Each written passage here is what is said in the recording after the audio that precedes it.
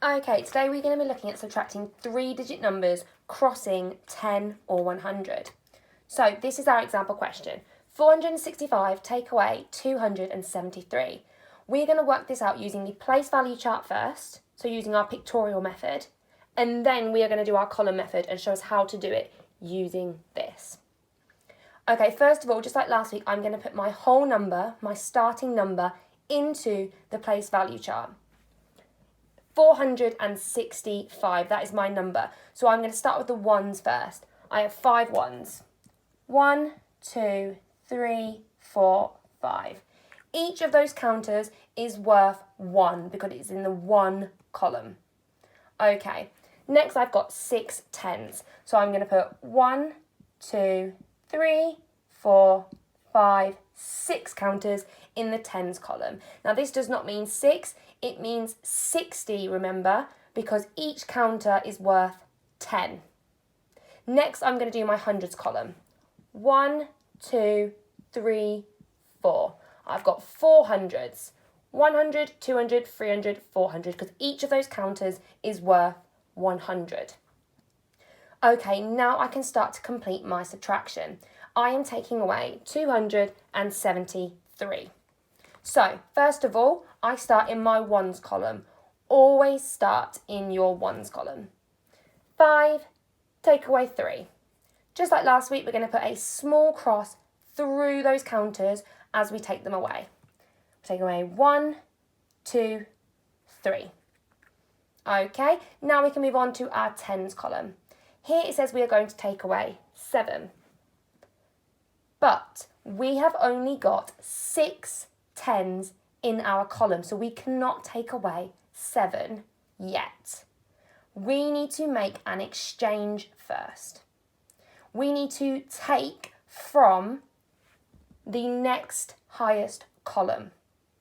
So, our exchange means we are taking one of those 100 counters and we need to place the same amount of value as that counter into the tens column.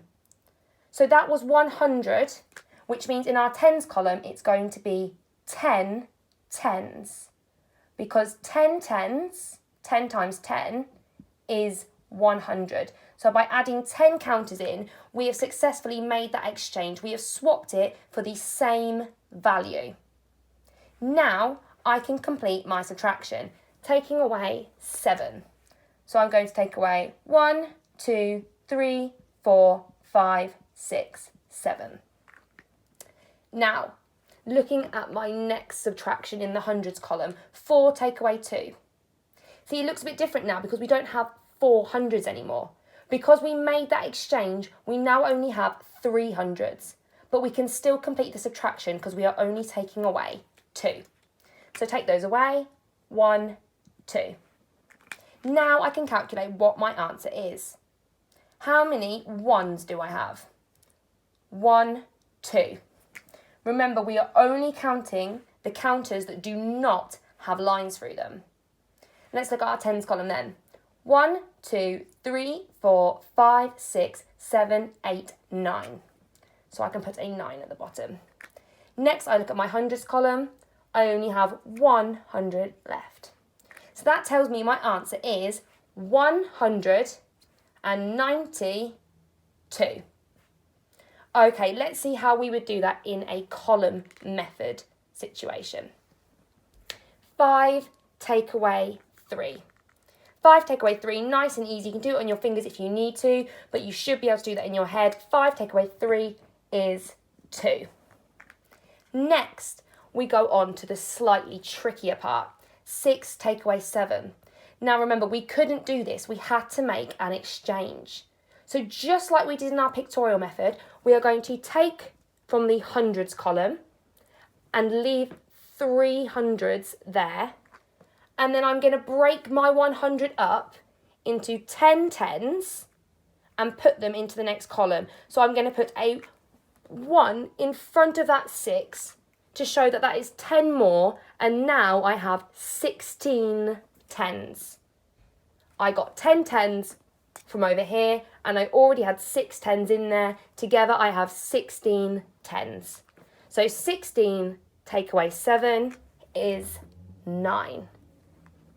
Next, I do 3 take away 2, which is 1. Check my answers are the same, 192. That means my answer is probably correct. Work through your questions using those methods for me.